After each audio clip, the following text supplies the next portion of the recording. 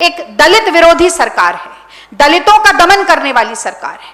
मुझे याद दिलाने की जरूरत नहीं है कि योगी आदित्यनाथ जब जाते हैं रामनगर में तो पहले दलितों को नहलाया जाता है, इत्र छिड़का जाता है। राजधानी दिल्ली राज्य का मामला नहीं है। राजधानी दिल्ली में जब बैठे हैं तो देश का आईना है राजधानी दिल्ली। देश के गृह मंत्री के अधीन है यहाँ की पुलिस और कानून व्यवस्था। जब यहाँ पर हालात ऐसे हैं तो आप सोच सकते हैं कि हमारी बच्चियां, महिलाएं, उनके हालात देश के दूर दराज के इलाकों में क्या हो रहे हैं, क्या उन्हें न्याय मिल रहा होगा? कि आप अपने देश के दलित भाई और बहनों के खिलाफ क्यों खड़े हुए हैं? लेकिन सच तो यह है कि यह हादसा प्रधानमंत्री आवास से महज 24 किलोमीटर की दूरी पर हुआ। 9 साल की एक दलित बच्ची के साथ जो जघन्य अपराध हुआ, 8 दिन बाद प्रधानमंत्री महोदय ने उस पर एक शब्द नहीं बोला है। गृह मंत्री अमित शाह, जिनके अधीन दिल्ली पुलिस है, उन्होंने इस पर एक शब्द नहीं बोला है। मोदी जी के नए भारत में एक तो बेटी होना पाप है, ऊपर से दलित बेटी होना महापाप है। बार बार ये कहा जा रहा है कि आप दलित की बात क्यों कर रहे हैं। मैं इस पर भी कुछ बोलना चाहती हूं।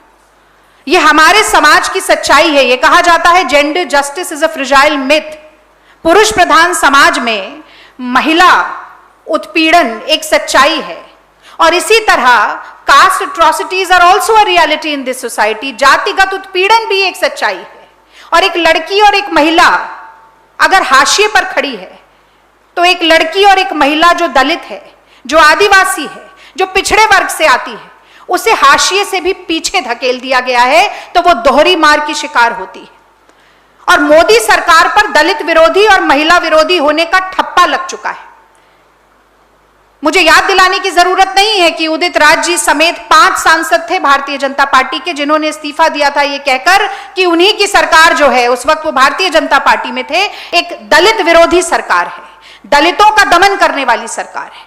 मुझे याद दिलाने की जरूरत नहीं है कि योगी आदित्यनाथ जब जाते हैं रामनगर में तो पहले दलितों को नहलाया जाता है, इत्र छिड़का जाता है। कि वीके सिंह कहते हैं दलितों के बच्चों को पिल्ला और रोहित वेमुला का इंस्टीट्यूशनल मर्डर भुलाए नहीं भूला जा सकता। और यह भी नहीं भूला जा सकता कि SC/ST एक्ट को लगातार एक कागज का शेर बनाने की यह सरकार कवायद में जुटी रही है। यह भी नहीं भूला जा सकता कि मोहन भागवत आरक्षण की समीक्षा की बात करते हैं और मनमोहन वैद्य कहते हैं कि दलितों का आरक्षण ही खत्म कर देना चाहिए। तो ऐसे में महिला विरोधी और दलित विरोधी सरकार से यह सवाल पूछना लाजमी है कि आप आखिरकार अपने देश की आधी आबादी के खिलाफ क्यों खड़े हुए हैं, कि आप अपने देश के दलित भाई और बहनों के खिलाफ क्यों खड़े हुए हैं। क्योंकि सच तो यह है कि national commission for scheduled caste भी वहां पर 2 तारीख को गया था, 2 अगस्त को, और उसमें आप ही के तमाम नेता थे। कुछ का नाम मैं ले देती हूं। उसमें विजय सांपला जी थे, अंजू बाला जी थी और तमाम आपके नेता थे। अरुण हल्दर जी थे, सुभाष पारदी जी थे, और आज भी उनके ट्विटर अकाउंट पर वहां की फोटो, उनके परिवार की फोटो लगी हुई है। यह मैं 2 अगस्त की बात कर रही हूं। आपकी पूर्व सांसद और national commission for scheduled caste की मेंबर अंजू बाला जी ने ट्वीट किया 3 अगस्त को और फोटोग्राफ्स के साथ, वहां पर भी परिवार की पिक्चर है। और तो और तमामों ऐसे ट्विटर हैंडल हैं जहां पर परिवार की पिक्चर है, क्योंकि यह परिवार सड़क पर उतरकर बिलक बिलक कर, चीख चीख कर न्याय मांग रहा है। इनके चेहरे छुपाने की कोशिश जो आप कुत्सित कर रहे हैं वो कहीं ना कहीं इनके दमन की तैयारी आप कर रहे हैं। लेकिन अकाउंट ब्लॉक होता है, ट्वीट डिलीट सिर्फ राहुल गांधी जी का ही क्यों होता है? और मैं एक बात और पूछना चाहती हूं, जो national commission for scheduled caste है वो तो संविधान की बनाई हुई एक संस्था है। जो उन्होंने 2 तारीख को दिखाया, जो उन्होंने 3 तारीख को दिखाया, अगर 4 तारीख को राहुल गांधी जी ने दिखाया तो इसमें क्या गलत था? उनके ट्वीट आज भी हैं, उनके अकाउंट से एक भी खिलवाड़ नहीं हुआ है, लेकिन राहुल गांधी जी के खिलवाड़ क्यों होता है? और 4 अगस्त को ऐसा क्या गलत हो जाता है दिखाना, जो 2 और 3 को ऑलरेडी दिखाया जा चुका था? मुझे लगता है इस मंच से मैं अपने सहयोगियों के साथ यह जरूर पूछना चाहती हूं कि दिक्कत क्या है? दिक्कत राहुल गांधी जी का उस परिवार के साथ खड़े रहना है, या दिक्कत और आपत्ति एक बेटी के साथ ऐसा हो जाना है, और खासकर की ऐसी बेटी जो वंचित है, शोषित है, दलित है और गरीब है, और शायद इसी सब की कीमत उसको चुकानी पड़ी। एक न्याय की गुहार लगाती मां को, एक न्याय मांगते पिता को अगर राहुल गांधी जी ने गले लगा लिया तो ऐसा क्या गलत किया? आप ट्विटर को डराकर उनकी एक ट्वीट तो डिलीट कर सकते हैं, लेकिन जो करोड़ों लोग ट्विटर पे बोल रहे हैं, हम सब लोग यहां पर बैठकर जो ट्विटर पर, अन्य प्लेटफॉर्म पर, सड़कों पर इस सवाल को उठा रहे हैं, आप किस किस का दमन करिएगा? और मैं ट्विटर के इस मंच से, ट्विटर से भी कहती हूं, आप किस किस के ट्वीट डिलीट करिएगा? और ये सिलेक्टिव आउटरीच, ये सिलेक्टिव एक्शन किस तरह से जस्टिफाई करता है ट्विटर भी, ये भी पूछना जरूरी है। ये जो सिलेक्टिव एक्शन है, जो आप डर कर रहे हैं, डरिए मत, ये सरकार दमन करती है क्योंकि ये खुद कायर है। आप इनसे मत डरिए। आप अभिव्यक्ति की आजादी के लिए अगर खड़े रहते हैं, हम आपके साथ खड़े रहेंगे, लेकिन जो आपने सिलेक्टिव आउटरीच दिखाया है वो बिल्कुल गलत है, क्योंकि तमाम ऐसी फोटो, और हम आपको ये देंगे अपनी रिलीज के साथ, 6-7 ऐसे हैंडल्स जो प्रोमिनेंट लोगों के हैं, उनके साथ कोई छेड़छाड़ नहीं हुई है। लेकिन सच तो यह है कि यह हादसा प्रधानमंत्री आवास से महज 24 किलोमीटर की दूरी पर हुआ।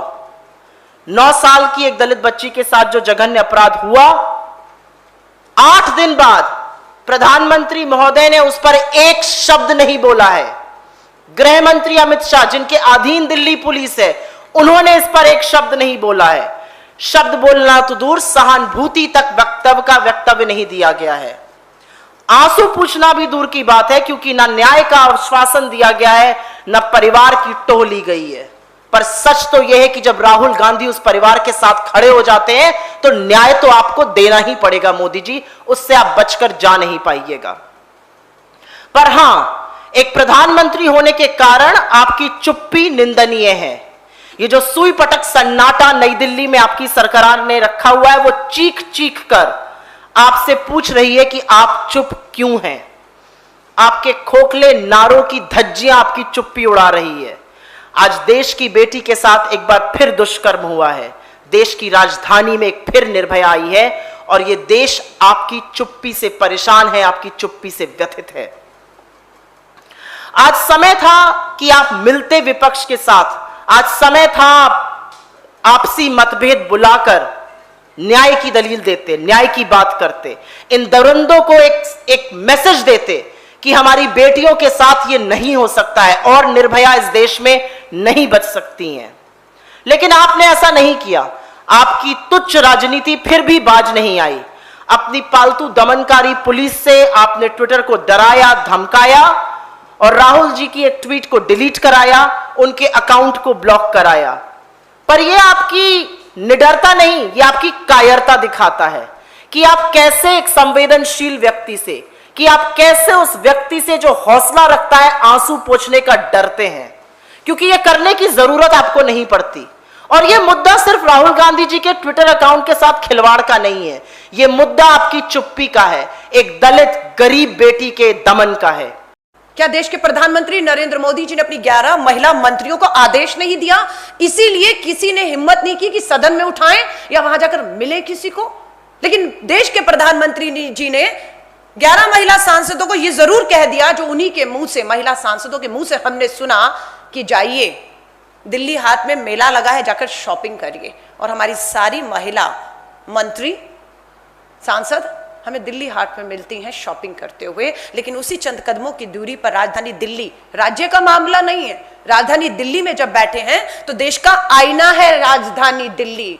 देश के गृह मंत्री के अधीन है यहाँ की पुलिस और कानून व्यवस्था। जब यहाँ पर हालात ऐसे हैं तो आप सोच सकते हैं कि हमारी बच्चियां, महिलाएं, उनके हालात देश के दूर दराज के इलाकों में क्या हो रहे हैं, क्या उन्हें न्याय मिल रहा होगा?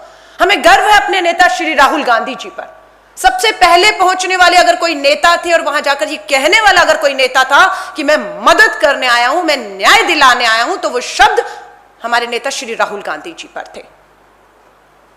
अगर किसी भी राजनीतिक दल के नेता ने अपने सांसद को कहा हो कि इस मुद्दे को आपको सदन में उठाना है, तो वो नेता श्री राहुल गांधी जी थे। वो सांसद राज्यसभा के कांग्रेस के थे, शक्ति सिंह गोहिल जी। 1 अगस्त को यह मामला होता है, 4 अगस्त को शक्ति सिंह गोहिल जी इस मामले को राज्यसभा में उठाते हैं, क्योंकि हमारी पार्टी इस बात की गंभीरता को जानती है।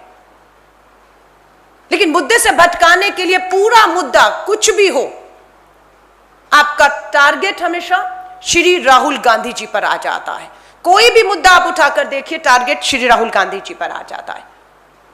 बहुत ही शर्म और चिंता वाले हालात है और मुझे लगता है हम चुप अब नहीं बैठ सकते हैं कि मोदी जी के नए भारत में एक तो बेटी होना पाप है, ऊपर से दलित बेटी होना महापाप है।